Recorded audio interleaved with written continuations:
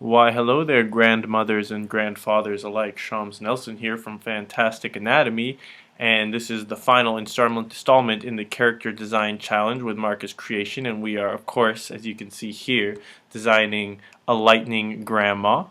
So, for those of you who don't know what a lightning grandma is, it's a grandma with lightning.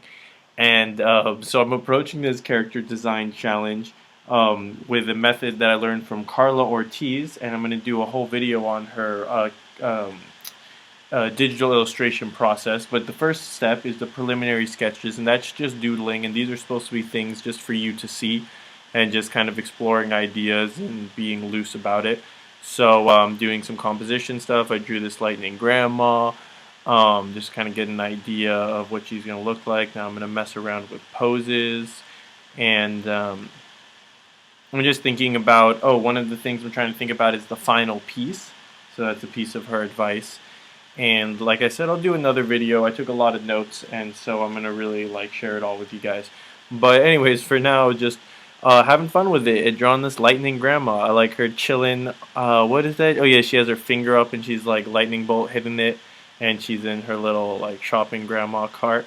Um, so that was an idea I was exploring, and so I finally decided, okay, I'm gonna go with this, and I'm gonna have like a lightning bolt. Oh, there it's Stonehenge.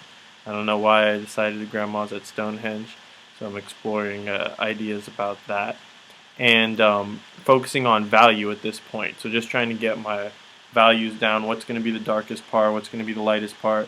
Making sure I have contrast on my figure. And the reason I did this character in a whole scene instead of just by herself is one thing that I learned at CTNX is never draw your characters in a static pose unless that's the assignment, like it's a model sheet. But usually you want your character in a pose that shows more of his or her personality.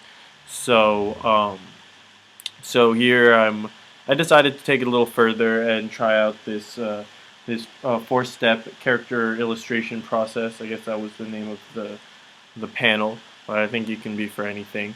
So right now I've decided, okay, I like this composition, but I also like this lightning grandma I drew, and I'm kind of bummed because the final piece I changed a lot of the composition, but I actually really like what it's looking like here, and I kind of like the pose on the left more. I'm not sure, so I'd be curious to hear what you guys think, if you guys like the right one or the left one better at this point.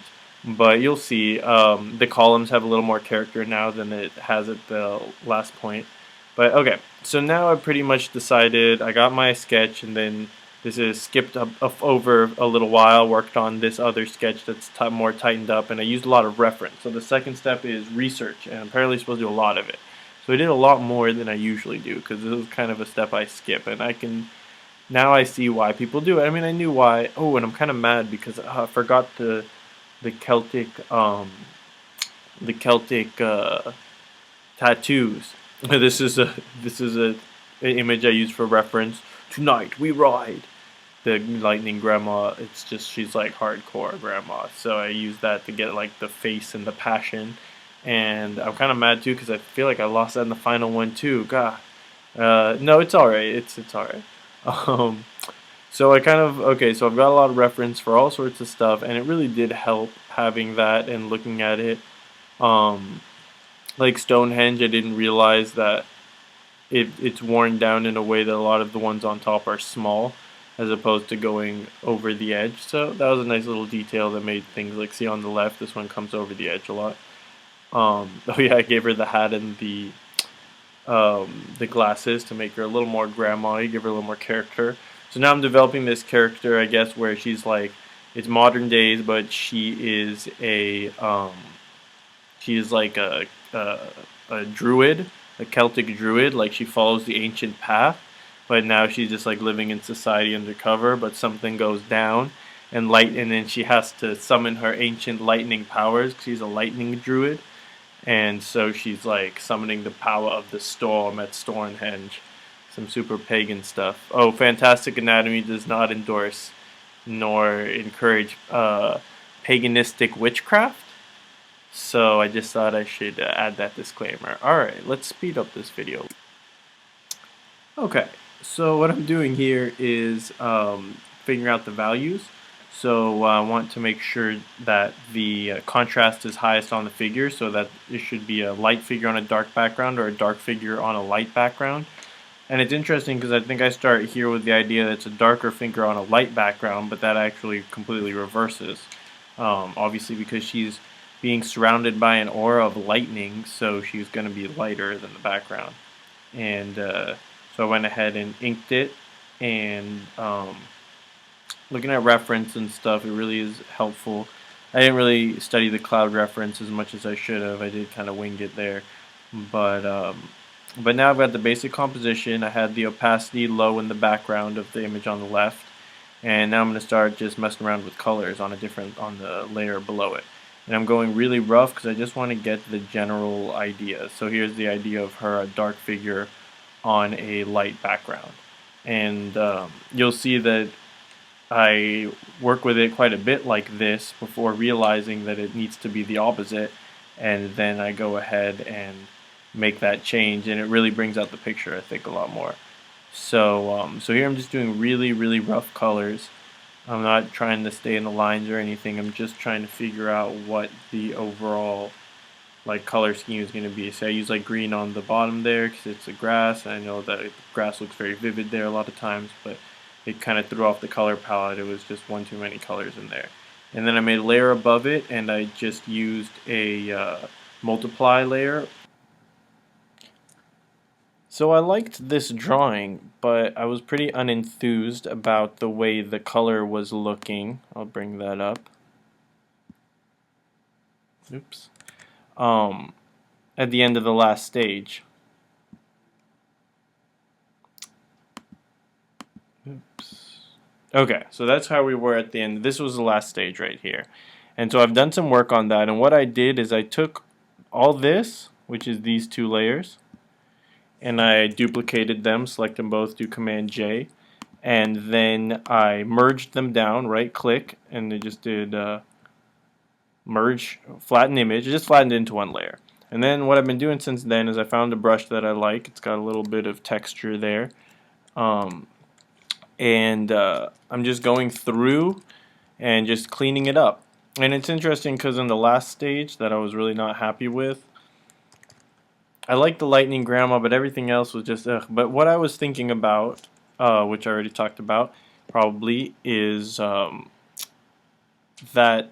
I'm trying to get my values and everything looking good and just like setting it up. And so instead of cleaning it up on all these different layers, I just made it more like a painting. And so now I'm going in and like, okay, I don't want these dark lines here, so I'm going to erase them away by selecting this sky color. And then with the lightning, I'm not going to want that either. So I'm just going through, and I zoomed in already and worked on her. And so it looks pretty messy when you're zoomed in, but if you zoom out, then it kind of comes together like a painting. Here, you know, I'm going to keep the lightning aura around her. So I want to keep it about an even consistency. See, this is where all the messiness is, so I just select the color I want. And I want this more muted one. So I just got my finger on the Option key, and I'm selecting colors as I need them. I'm kind of sculpting it out at this point a little bit. So now I can like zoom out and see, okay, that's looking better, but I think it still could be a little cleaner. And yeah, I'm really liking how this is turning out. Going through a whole process and like looking for reference and all that stuff really does make a difference, I think. And it was also important for me to remember that paintings go through an ugly phase. That's something I heard in art school, and it's very true. Like drawings don't necessarily have to go through an ugly phase, and a lot of other mediums either. But paintings almost always go through a time when they really, really don't look good. But the thing about painting is you can keep layering and adjusting it until you get the results you want. So, and another thing that I don't have her name handy, but the lady I've been talking about who came up with this method, another thing that she said is that painting is like a slow process. It's she puts it better. I'll have to get the quote when I do a future video covering her character design process in more detail. But basically, yeah, it takes a while. It's not something you can do very quickly usually and get good results. If there are people who can do that, then that's the exception to the rule. But most people, you're painting, you see their paintings, and you're like, oh my gosh, this is amazing. They usually spent a good amount of time, probably longer than you'd like to. At least that's how I feel. So makes you think like, okay, well, if I did put in that amount of time and did their process, did the parts that are more boring for me, perhaps for like collecting reference and stuff like that. Um, if I did take the time to do that, would I be producing work that's more to that caliber? And I think the answer is probably yes. I mean, obviously, you've got to learn a lot of stuff, and they were well trained and they're masters for a reason. But one of those reasons that I think is underappreciated is the amount of time put in. And I've heard this like across the board. So I'll clean up that later since I wasn't really thinking about it too much since I'm talking while I'm doing this. But that was probably really boring for you guys to watch, so I apologize. I'm going to go ahead and do this in my own time and then come back when it's almost done. Alright, cool. So I could keep working on this. I guess indefinitely, just keeping on adding details and working it. But I think I'm at a good stopping point. I'm pretty happy with how it turned out.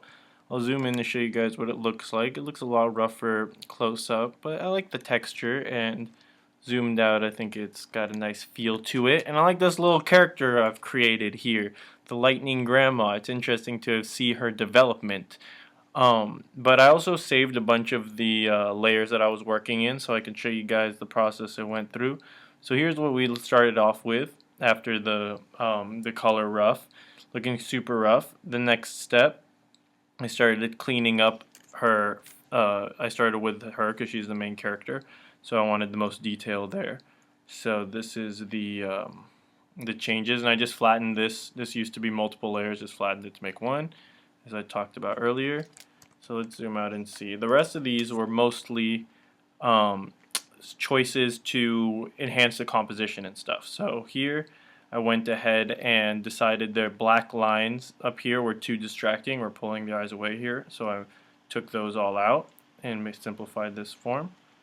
Then I realized that I'd actually done this backwards. This dark area should be behind her to give the most contrast, and this should be the lighter.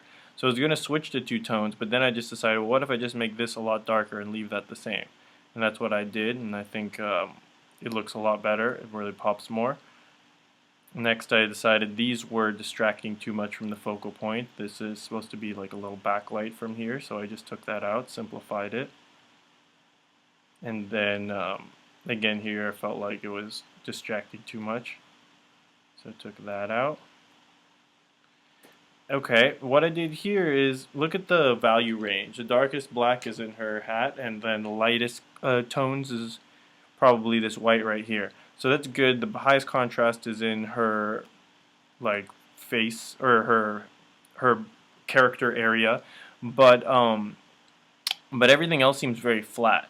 By pushing these darker, it brings them into the foreground because the more saturated something is, and the more the darker, usually like atmospheric perspectives will bring tones really close. Like here, these two tones are extremely close. But you can tell if something's in the foreground, you can see a much darker, more clear outline to the shadow. And then here, I just kind of added a little more details. That's it. And our final result is Lightning Grandma, the final character design challenge in the series. Don't forget to check out Marcus Creations. I'll put a link somewhere, either on the screen or in the link in the description. And had a lot of fun doing these and learned a lot. So I hope you guys enjoyed it too and learned a couple things. And peace, God bless, and stay fantastic, everyone.